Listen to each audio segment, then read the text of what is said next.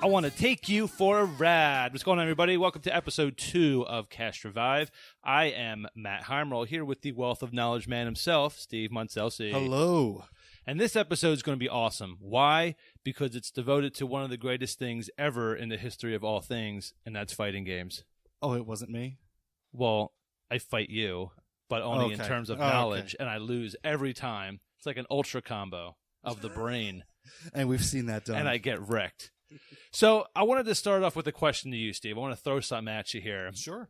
Since we're talking about fighting games, and obviously this is a top 5 that's devoted to music of fighting games, do you think that the music has anything to do with your enjoyment of a particular style? Because there are really fast-paced fighting games, slow-paced. Do you think the music in that has anything to do with your enjoyment of the play style of the game, or do you think it's just an added benefit if it's good?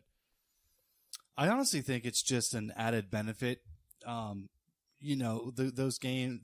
music actually portrays those games very well. You know, you have the Street Fighter, series that the music is top notch, but it's also cartoony. Yeah.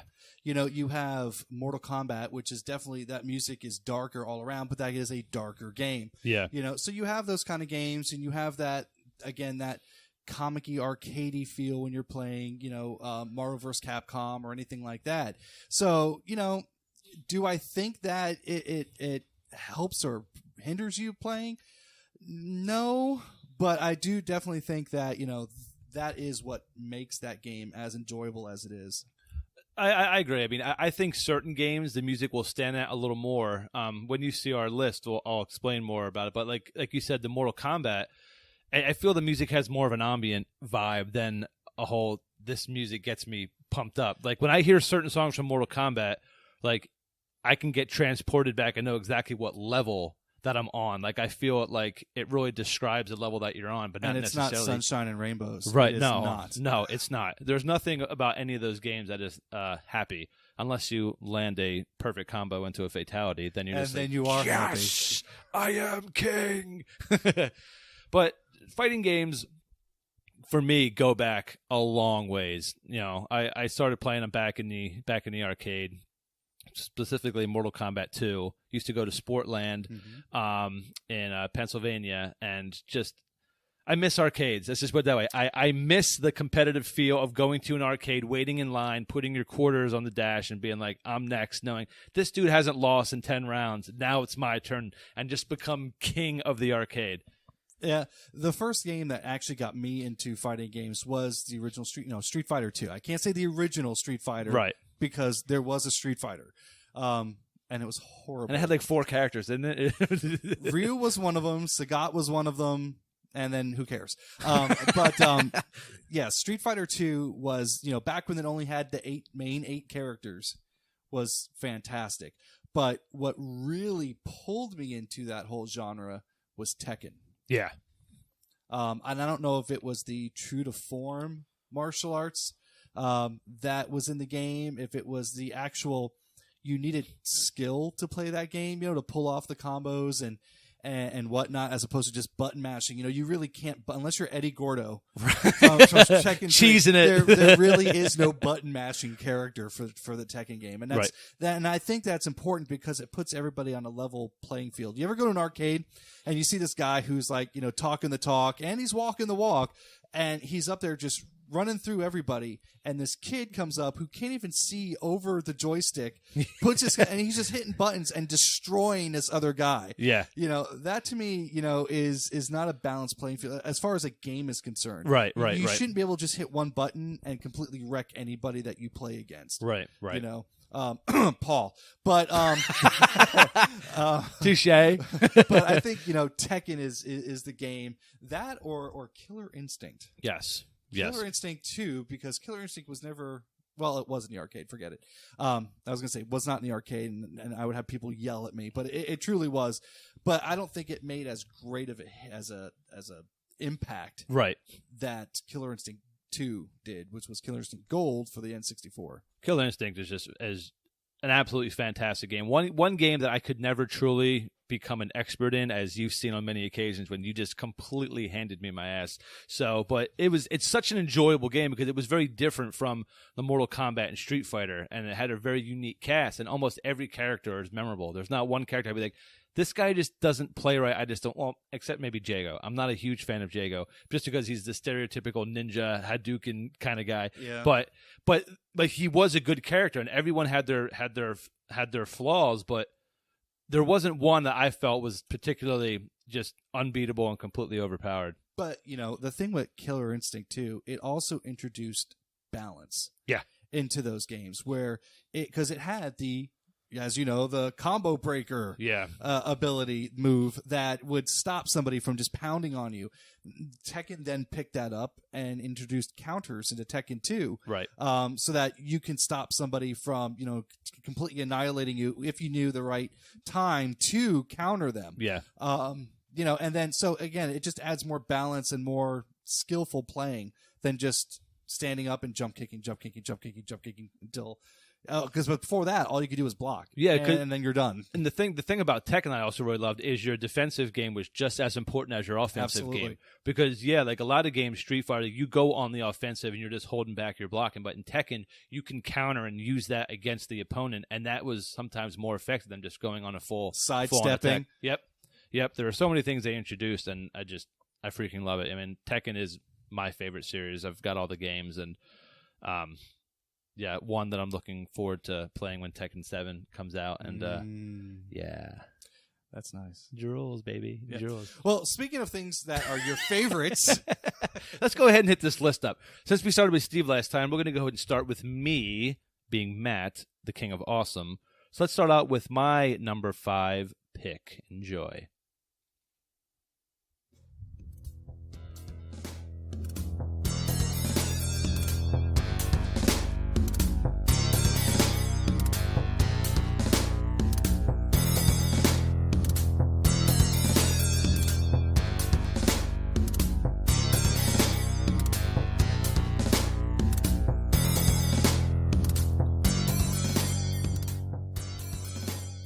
I can see and feel the meat hooks hanging in the background as that music is playing, and ready for the what noise I'm talking about when they come up.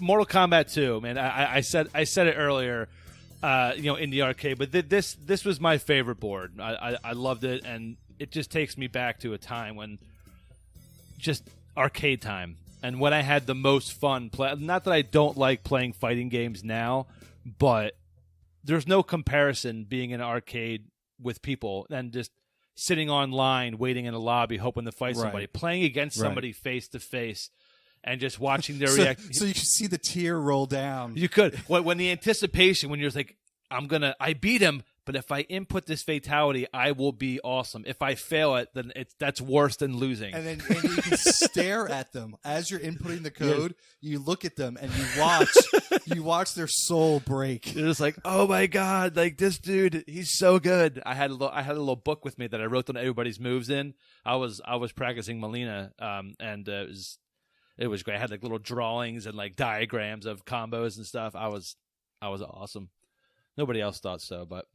Well, what was great about this stage, too, for the Deadpool, was that it had a stage fatality, that you didn't need to even know anybody's fatality to do it. You just had to uppercut them, and they went into the background, into this acid bath, and then you saw the bones floating down the river there, which is what makes that noise as they came out. And was Mortal Kombat 2, that was the first game to introduce the stage fatalities? Because one didn't have them, One did not have them. That is correct. And that was an awesome addition. One did have it. Technically, you could knock somebody off the bridge? the walkway there, and they landed the spikes. And I think that was the way to somehow get Reptile unlocked. Oh, yeah, I remember that. Didn't you have to get like a double perfect and then do that or something like that? And then finish them off, and then depending on what version you're playing, if you're playing the Genesis version, there had to be a witch in front of the moon or something like that in order to make that happen. There were so many little things. It just got ridiculous. But yes. And it was for Reptile. Toasty! I know there's people out there that are huge fans of Reptile, but it's Reptile. I mean, I'm working this hard for a palette swap. I mean, really, come on Yeah. now. At least they gave him some justice in the new Mortal Kombat X when that came out. Reptile's actually really awesome looking and has some pretty cool moveset. So, but yeah, who was your favorite in Mortal Kombat 2 before we move on? Mortal Kombat 2, actually for all of them, was Sub-Zero. Sub-Zero. And it wasn't so much for his abilities and this, that, and because, yeah, everybody's like, oh, that's the cheese character of the series. Their storylines were actually pretty awesome. Yeah. Going through that. And after Sub-Zero, I really kind of became a fan, too, of Kung Lao. Mm-hmm. Just because, all their stories that... Kung Lao's story especially is awesome. Right. It actually has a deeper meaning. So when you play those characters in those games, you're like, wow, okay, so this is what's going to happen. And what's fantastic, if you play the Mortal Kombat that came out for the PS3, which one was it? Well, for PS3 was that was just 9, right? Yeah, it was just 9, but it Mortal didn't have a Kombat 9. title, did it? No, I think it was just Mortal. Yeah, Just I think the it was just Mortal Mortal Kombat. Yeah. But it actually has that story mode that puts all the 3 Mortal Kombat stories together, and you can see where everything was coming from. And to me, that was absolutely fascinating. That was an amazing story because fighting games aren't necessarily known for having awesome stories, especially Tekken. But Mortal Kombat, when they rebooted it and brought it back, they did a fantastic job with the storyline of it. And even with the new one, Mortal Kombat 10, they continued it. Great, engrossing story and just awesome character development, I thought. Agreed. So let's move on to the next list because I could talk about Mortal Kombat all day. So we will. So we're going to jump into Steve's number 5.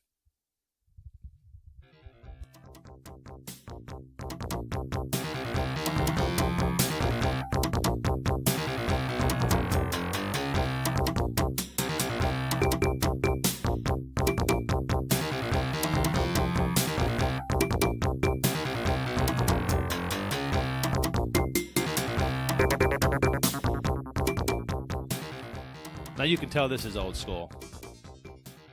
But this is the best of old school, in my opinion. This is Pit Fighter.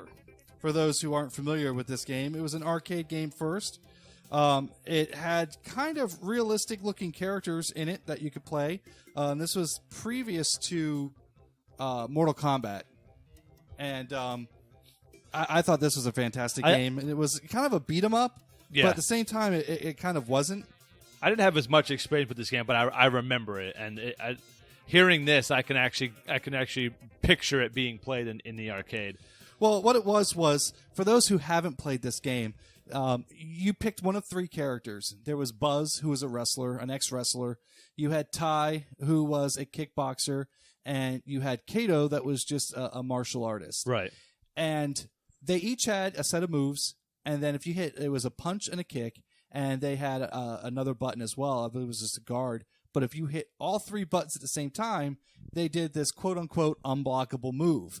It didn't take any life away. It just was. Nice. And you could just cheat all day, and especially when you're fighting against the computer, because it would just walk into those butterfly kicks every single time, and you could just wreck that game. But everything was like a grudge match. So like you're sitting in the middle of an arena, and then you had all these gangs around you.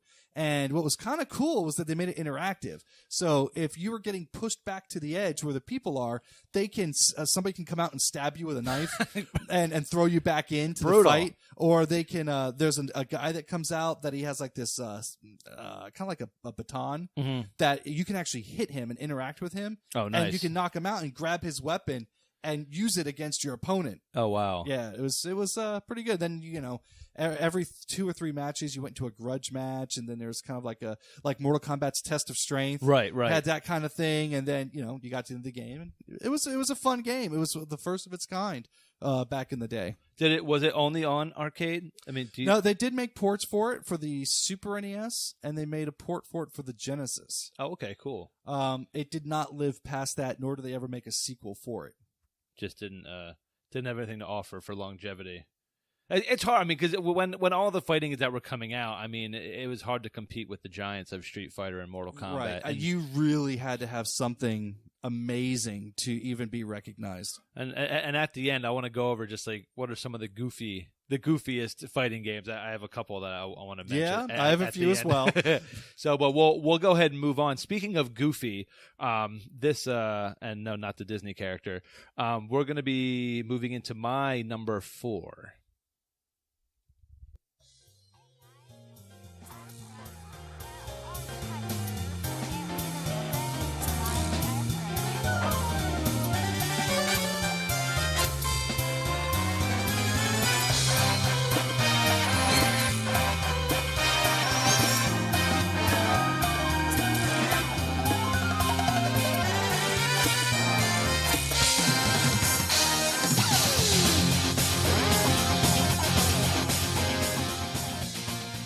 Super Smash Brothers Brawl, baby.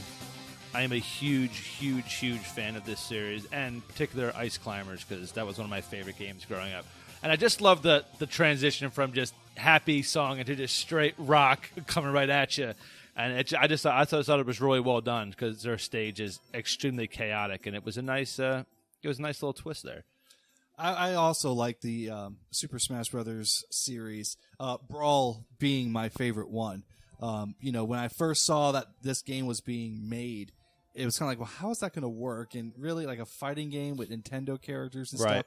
And then, wow, they really pulled it off, and it's been around now for a while, and shows no sign of slowing down. I mean, the whole Amiibo figure line is based off of these things. Yeah. And we see how well that's doing. One of the great things I love about Smash is it's for the highly technical and for people who don't know much about it. You can get in there, play, and still have a good time. Put on 8-player Smash and just throw all items on and just have a good time, regardless of your skill level. And that's what I really, really enjoy about it, because some people in Smash are absolutely insane at their skills and one-on-one. Because we used to hold a lot of tournaments when we had our old project, and watching these people come in and just dominate, and I was just like, wow. I mean, some people are on like the pro tour level, and no thank you. It's like, how did you do that? Yeah, I mean, that's just amazing. Some people are just gifted in that. I mean, I don't think you can practice a lot, but I think you have to have just that natural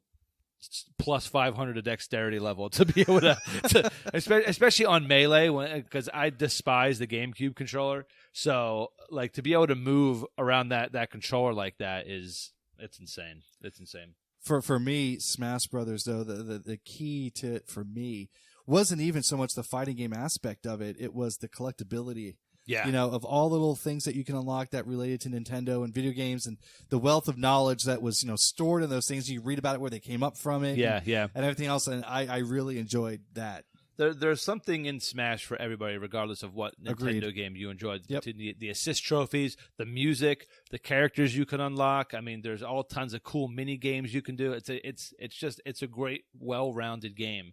And that's why it definitely had to make my list, because I sunk a lot of hours into Brawl. And the soundtrack for Brawl is huge. It's 290-something songs long. So narrowing this down was extremely difficult. Yeah. But, this, I mean, I could have gone with, Star Fox and stuff like that. But I had to consider what type of level we were on. And I thought, how fun this track was compared to the chaos of that level, I thought it definitely was on top, because Ice Climbers, the game for NES, was absolutely insane. Absolutely insane. If you haven't played it, check it out. We'll be best friends. I love you. Speaking of love, I know you'll love this next track. This will be Steve's number 4.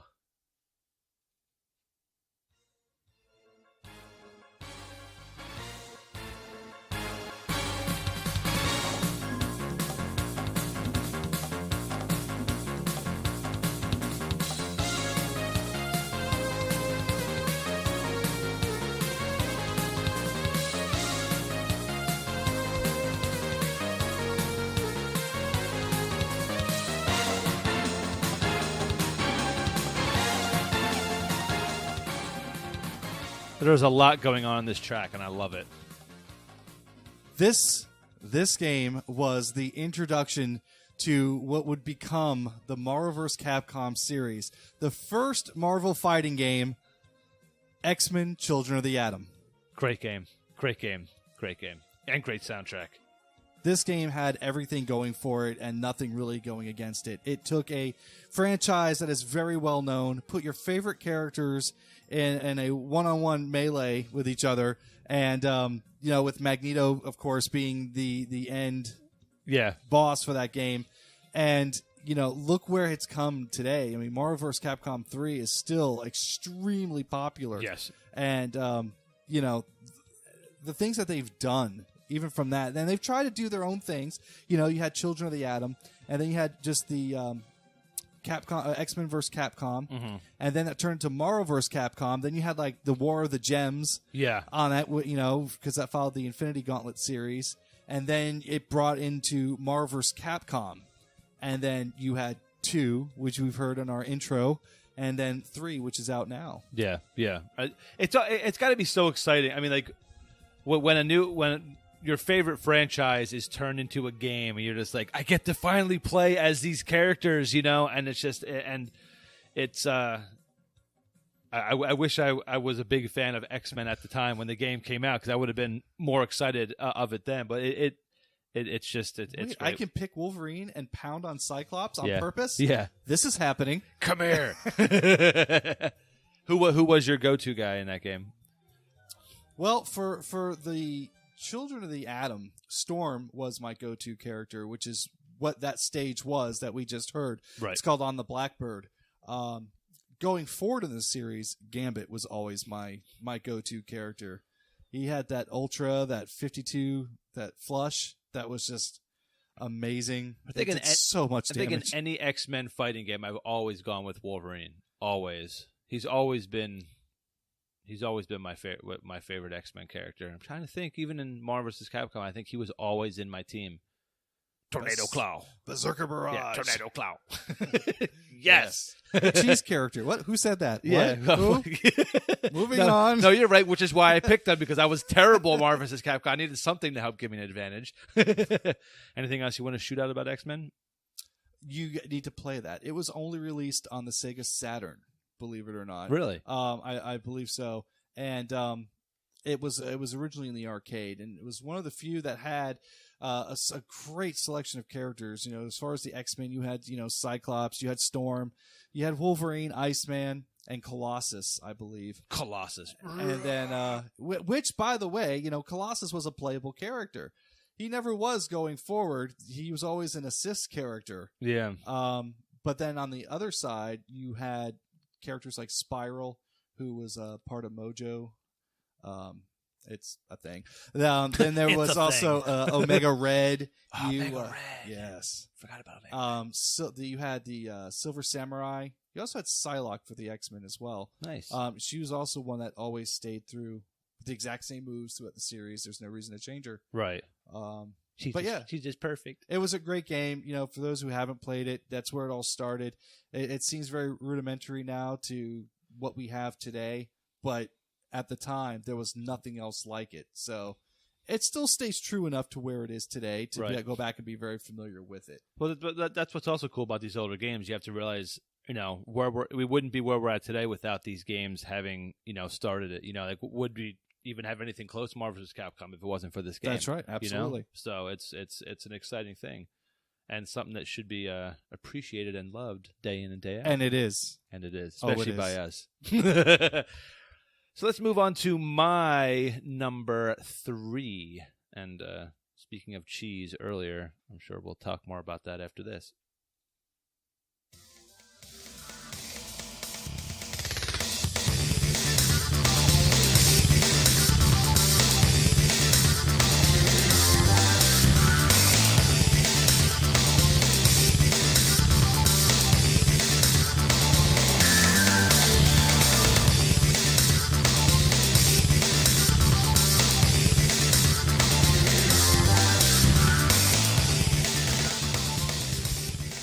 Tekken Tag Tournament, baby.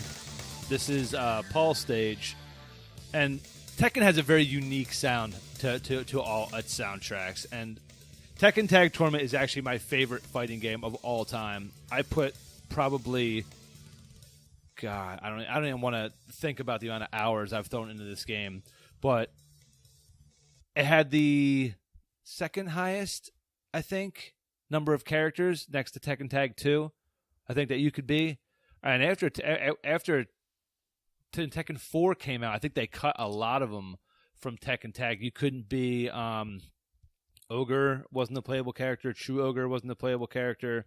I think they took out Alex, and I think Roger Jr. were still in. Gone. We miss Gone. Gone. Oh, we miss and Gone. Dr. B. Yes, Dr. B was Bogdanovich. yes.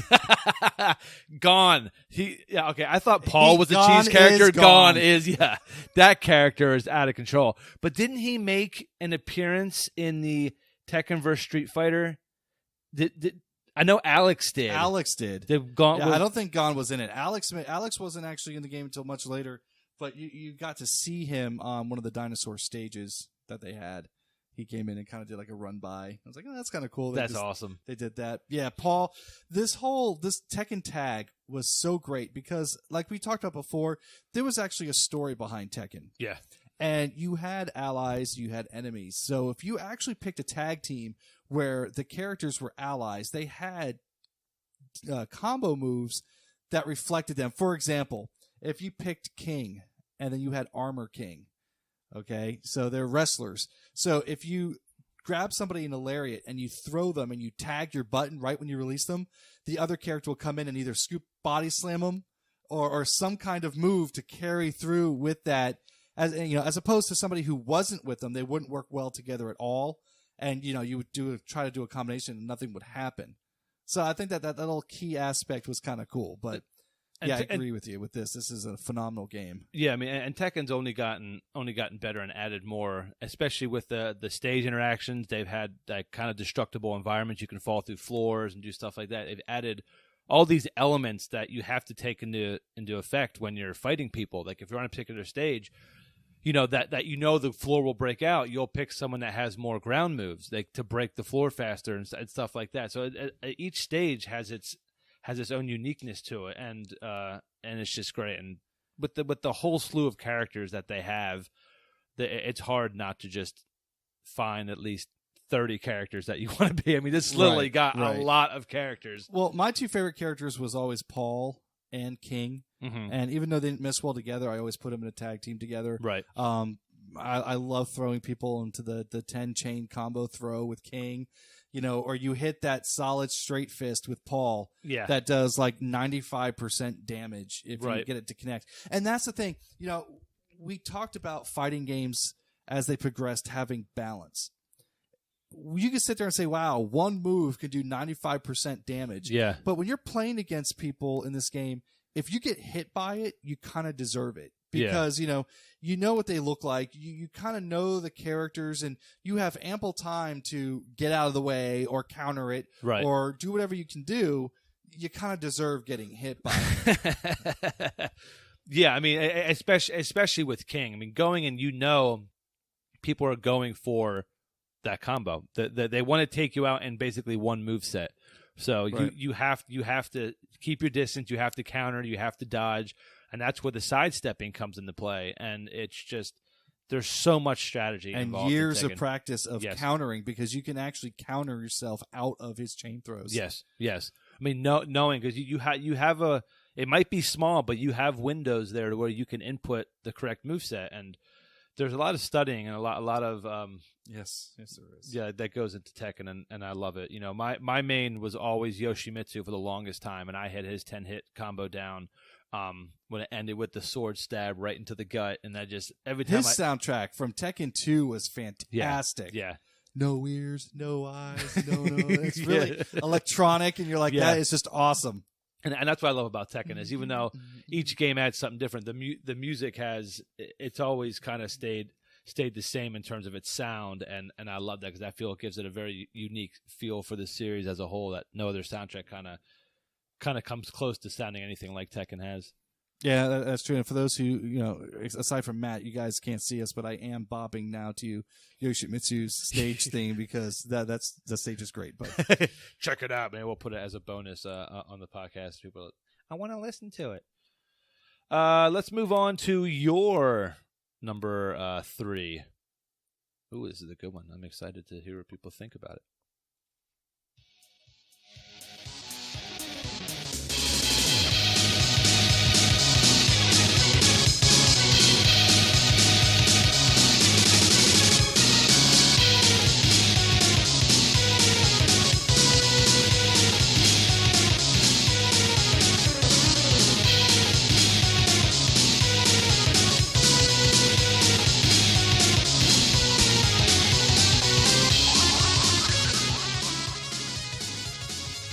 Listen to that. It's gorgeous.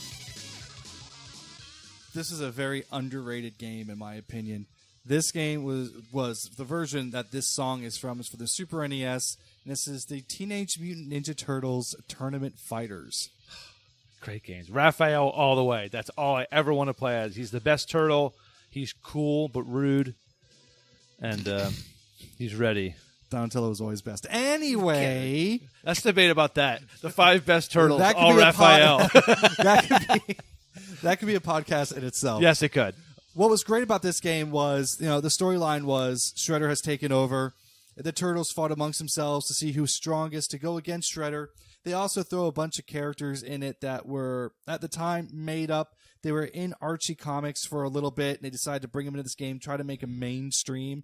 That didn't really happen, but it made for great characters to put in to this game, and they kind of fit very well. Well, what was really cool, Matt, about this game is that depending on the system you bought it for, which came out for the NES, which is extremely hard to get your hands on. They made very limited quantities for the original NES. The Super NES, which is probably the most popular one, it's everywhere. It's got its set of characters in it.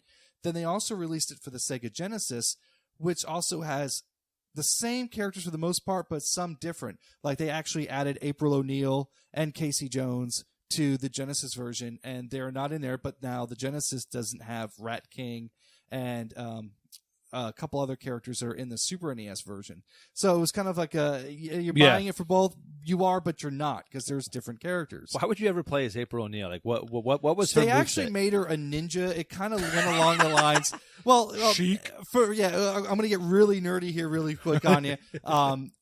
For Ninja Turtles 3, the movie, they kind of made April kind of like a ninja back in the Dynasty type area. So they kind of used that idea and made her that character in the Tournament Fighters.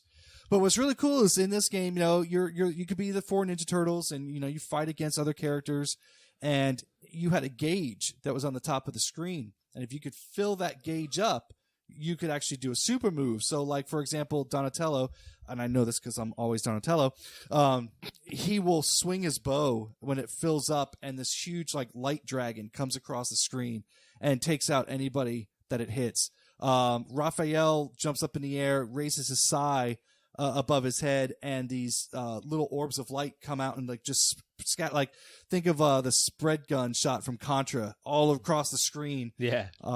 And things like that. So Leonardo just spun his blades. Yeah, which, it's kind of cool stuff like that. But the graphics of this game were absolutely amazing. They were beautiful.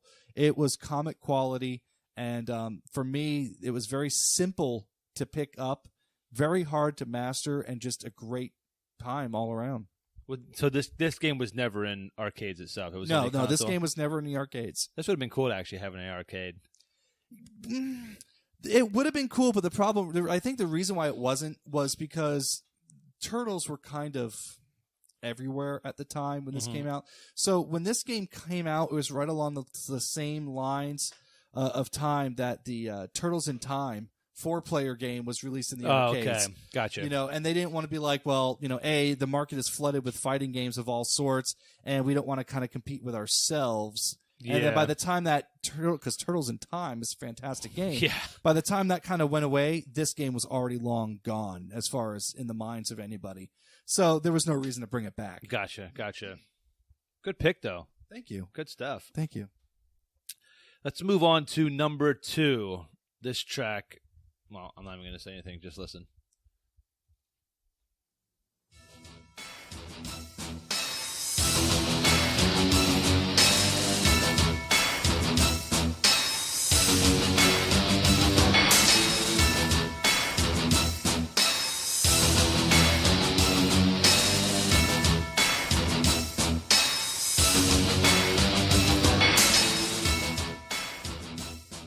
This track is killer.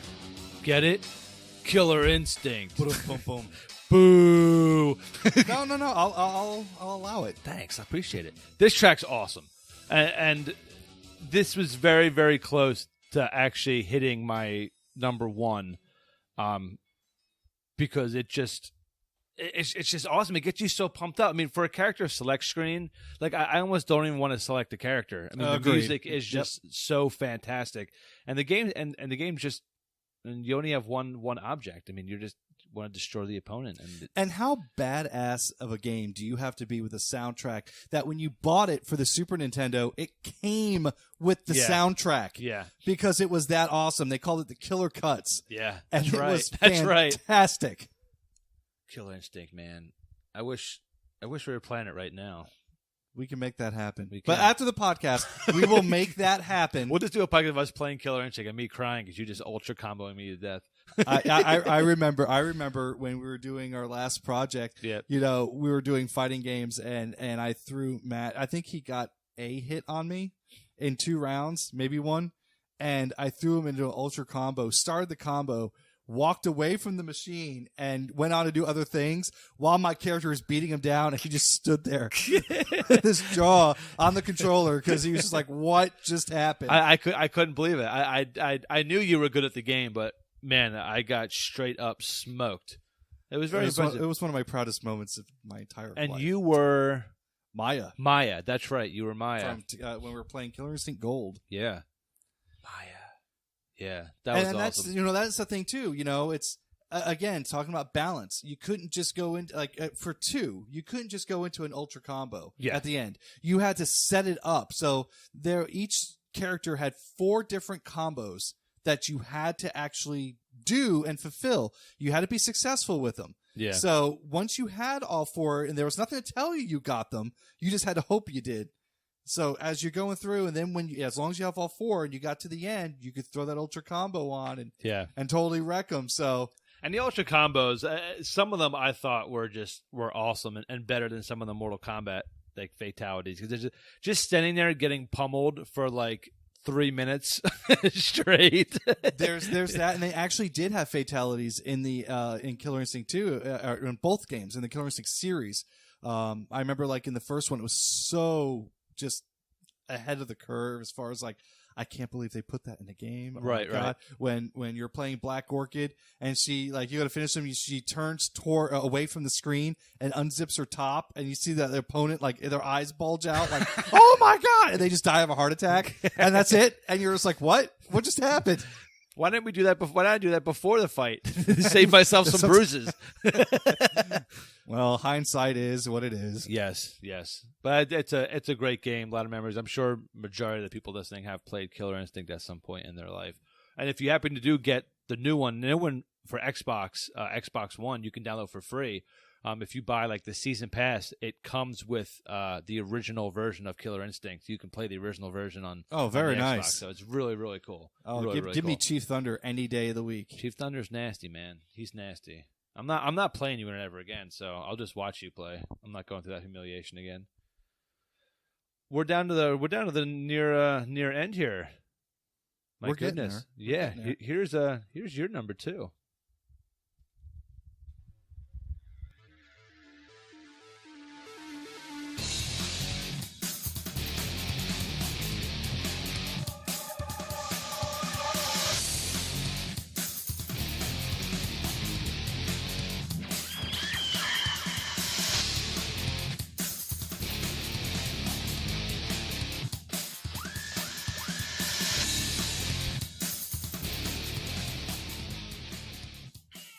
Another just in-your-face track. What can we say that we haven't already said about Mortal Kombat? Yeah. This song is called Dragon Slayer. Couldn't see from all the way back here from where I'm sitting. I like this Dragon something. I remember it's called the Dragon Slayer. It's from Mortal Kombat Deception. One of the many games that it tried to mass produce. Between Deception and Armageddon and you name it, they had it. Kind of Mortal Kombat games. They had a lot of offshoots for Mortal Kombat. Sub-Zero Mythologies. You had the Allied Forces, which was a Sonya Blade and Jax game. Yeah. There are special ops and stuff like that. Yeah, they had a whole bunch of stuff. A lot of it not very good. Well, but it is part of the story. Yeah, I mean, when the games are like out and like a part of their prime, They just want to throw at you everything they possibly Like, can. oh, please don't forget about us, and Yeah. here's some more stuff. We'll flood the market. Oh, wait, you're tired of us? Well, Well, who'll make something awesome? Tekken did that too with that Death by Degrees, that Nina Williams game. We don't talk about that. No, we don't talk about that. But Deception was pretty good. I mean, Mortal Kombat, each game has kind of added something a little bit new, and this one's definitely it's not my go-to, but it's definitely fun. And This is one of the first games, as far as the Mortal Kombat, that you could actually go and unlock stuff by going through the crypt. mm-hmm. So you spend points that you get, and in the form of coins, and that's coins with a K, because that's their niche. Is everything with a C should be a K. Yeah. We don't judge. Clever. We no, clever with a K. You You see what I did there, right? All right. So yeah.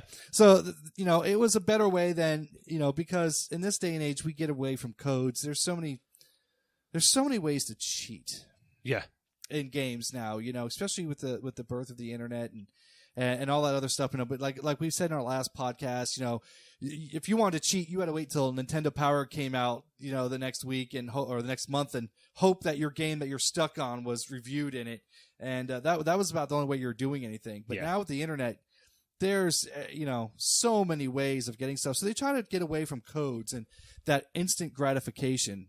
Yeah. They want all right, if you want this, you're going to have to work for it. You can't just up, down, left, right. You know what I mean? Yeah. They're yeah. like, you have to work for it and get enough coins. And, this thing is really awesome. We'll just make it really expensive, as far as unlocking the game. And increase the replayability, because you were just like, okay, I have everything, I'm done. It's like, no, if I want this, I have to keep playing together. And in turn, you're mastering certain characters and becoming better at the game, which would allow you to just impress all the ladies.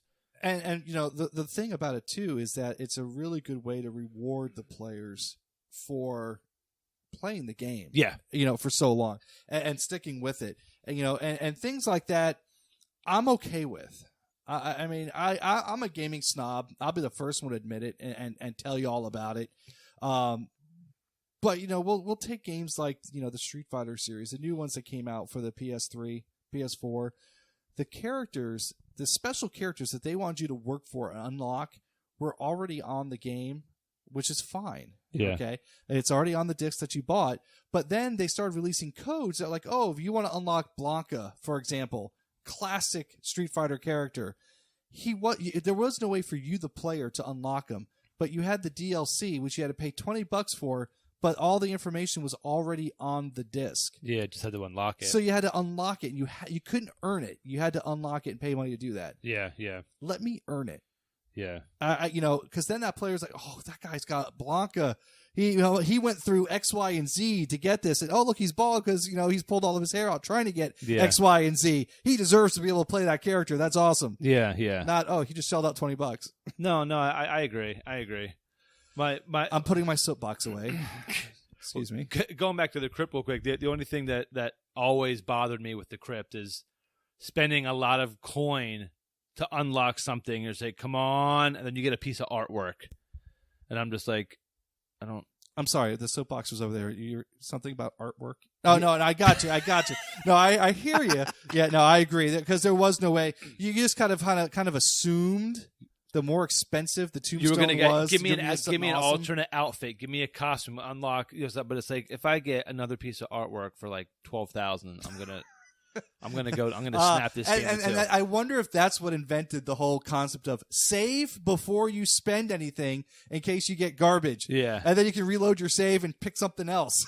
But I'm wondering if it's all like randomized. I mean, every turn. I mean, like if everybody goes to the same spot in the crypt, do they all get the same items, or is it? If you reload it at 500 gold and you get a piece of artwork and you reload, do I have a chance to get a character the next time, or is it? In the beginning, it might have been randomized. I know later in the series that it was because going back to you can cheat. Yeah. If you go online and you're looking to unlock a certain character, you can find out what tombstone they're actually in to go and grab them. But we don't do that because we don't cheat. No, cheating's evil. Is it cheating or is it being skillful and actually going out and looking? Well, it's just I mean, clever girl. I mean, if you want to, like you like to 100% the game, so you don't need to go for a particular thing faster than anybody else. If somebody knows, all I want is this character. I bought the game to play this character. I just want to get him as fast as possible. And you know what's worse is when they make your favorite character the unlockable character. Yeah, you're just like, all right, let's play. All right, thank you. Hey, remember when I was awesome with Raiden all the time? Oh wait, I can't play him now. So now I have to beat the game flawless on all 3 difficulty modes. Do a fatality somehow in round 1, and to unlock. I'm like, this is bull, man. And then put in a different game, Yeah. and then I get to play Raiden. Wait, what? You have to play in the dark with sunglasses on, the TV off. What? How does this make sense? What are you Double doing? flawless. Anyway, yeah. So what is your number 1? Number 1, I think everybody will praise me for being the king of fighting game music, because not only is this the greatest fighting game song, he's also the greatest fighting game character of all time. And I think you will even agree with me on that. I think I will. Here we go.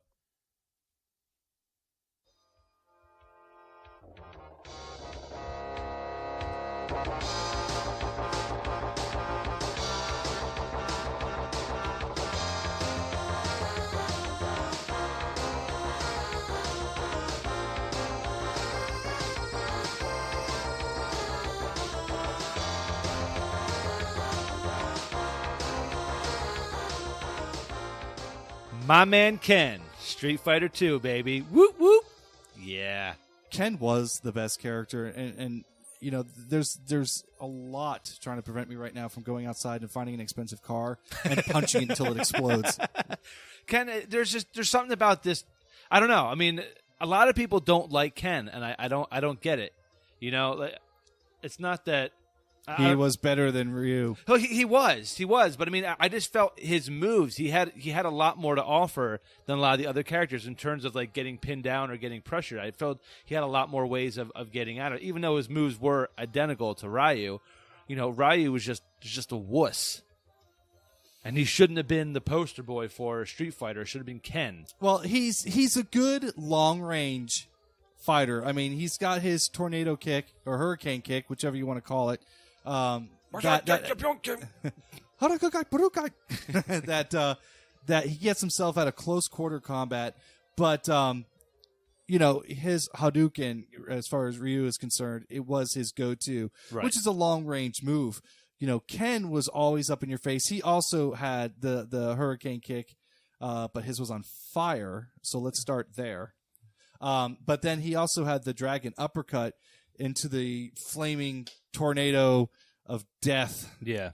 Again, he was on fire. Yeah. Enough said. Yeah. I mean, how are you going to counter that? You'd be like, well, I might use Blanca here and electricity. No, fire. Thank you. Chun-Li could turn upside down and float. No, fire. Next. Well, I used Dalsum. Fire. Dalsum had fire, but he wore gold rings. Next. You know, just everything you say gets countered. That was harsh. It was. The Dawson thing was harsh. It was, wasn't it? Wow. Well, how awesome is Ken? The headband that Ryu wears was actually from Ken's gi. That's right, because Ken beat him down so badly he felt bad and actually ripped it off of his gi, and Ryu actually wears it now in memory of that beatdown he got. See that, Ryu fans? You just got countered. Yeah. Hardcore. Yeah, no, but Ken was fantastic. It was. His stage, if I remember correctly, was on the wharf. He had a boat floating in the background and people cheering him on. And he was more of the Johnny Cage of Street Fighter. Yes, he was. He was all about the glitz and the glamour. But what's great, you know, is they kind of, with Street Fighter 2 and more so in the sequels, that they start giving them stories. So you start to find out why people are fighting, you know, and it's not just a fighting game anymore. You know what I mean? It's not like, you know, you find out, you know, Ken's fighting for his kid and his wife and stuff like that. And you're like, oh, that's kind of awesome. And then it's hard not to like this guy. Yeah. And then when you play other characters, like, oh, I'm sorry I have to beat you down. You know, I know your child's going to die of something, but I need to win this tournament. You're like, oh, I'm sorry, Ken. Yeah. Street Fighter is awesome, man. It was when I first played it on the Super Nintendo, I just fell in love with it. It's just all the characters are great. You know, I used to play with my brother, and I think he always went for E Honda until Balrog came out, and then he was always the boxer. I have mad respect for people who can play Balrog. He loves the successfully. Fighters. He loves fighting characters. He always played him in Tekken. He played him in Street Fighter.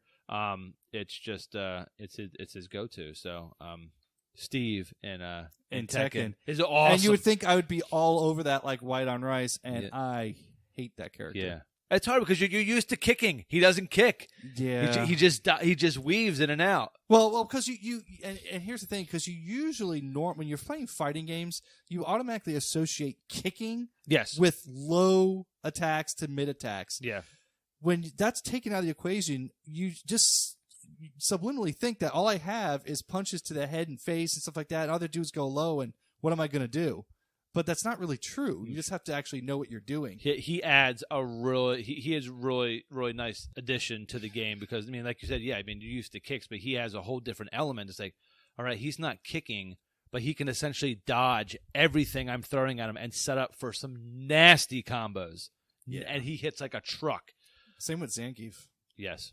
Because he can do that arm twirl thing, go right through fireballs or right through anything you throw at him. Yeah. And next thing you know, he's coming at you. You're frozen in your animation, and now you're getting grabbed because there's nothing you can do. Yeah, And getting yeah. suplexed or jumped up, spinning pile driver, and watch your head explode. Speaking of head exploding, I think mine's going to when I play your number one. This is my number one, and it wasn't even hard to select it.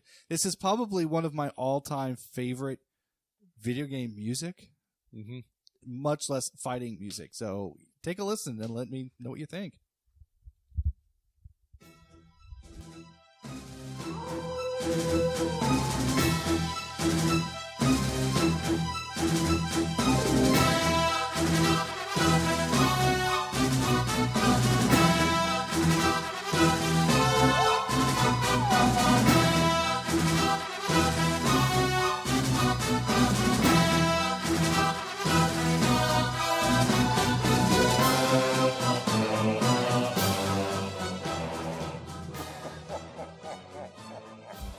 Had to wait for it.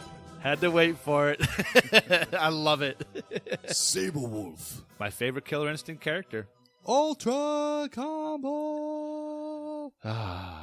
Good pick. Thank Good you. pick. Thank you. Saberwolf is a fantastic character. Again, with the storylines and everything else, that character is very easy to pick up, very easy to learn, and could just be downright brutal. Yeah. And just, yeah.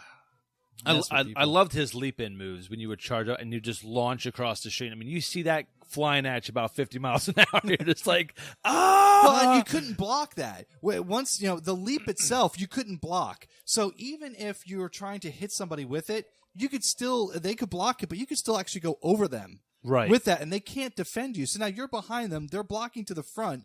Now you're behind them, and you can just go into whatever it is you need to start doing. It was just an all-around fantastic character. His fatality.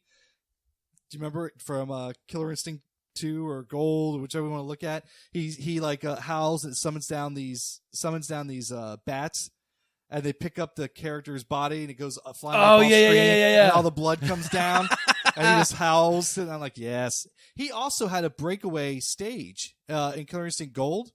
It was to the one side because you're in a tower and you can fight off onto the balcony and stuff like that. So it was a nice transition stage. Oh, that's cool. Yeah, That's cool. Fantastic. Well, I think our list is pretty solid. We got a good mix, some old, some new, and definitely some tracks in there I think probably some people haven't even heard before. Probably not. So, but hopefully it gets them excited to want to check out some of these games. And we really recommend it. Yeah. And that's some of the reasons why we pick some of the ones that we do, because they are our favorites. And, we have actually played these, and we're hoping to get that word out there and have people listen. But there are, like I said, it was so hard to narrow this down because there are so many awesome fighting games. I mean, Blaze Blue, Guilty Gear, you got the Virtua Fighter series, Soul Calibur, and then you go to the goofy side, you got Clay Fighter. What's wrong with Clay Fighters? Yeah, I mean, Clay Fighters, come on, Primal Rage, one of my favorite, but just that game. Eternal Champions. I mean, you name it, there are so many out there, and it's you got to try them all out because each one is... Rise of Robots. That Exactly. sounds very familiar. Exactly. Super NES, probably the worst fighting game on the planet. And yes, I have played Shaq Fu. Oh, okay? Shaq Fu. Okay. That should have made the list.